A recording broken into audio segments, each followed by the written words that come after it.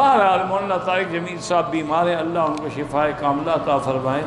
باقی ان کے بیانات شیعہ کی طرف مائل ہیں یا نہیں یہ تم جانو، یا ان سے کوئی بڑا عالم ان سے بات کرے، عام آدمی بات نہ کرے، کیونکہ ہر آدمی کا ایک طریقہ ہوتا ہے۔ تبلیغی جماعت کا اپنا ایک طریقہ ہے، وہ سب سے نرمی سے بات کرتے ہیں، کرتے کرتے جب اندر گھس جاتے ہیں نا پھر اس کو راستے پہ لے آتے ہیں۔ اپنا ان کا ایک انداز ہے سمجھانے کا۔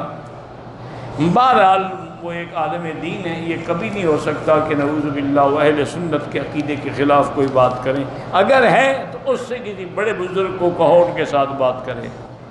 میرا دل جو ہے کبھی کبھی پرانے گانے وغیرہ سننے کو کرتا ہے، کیونکہ پرانے ماحول کا آدمی ہوں۔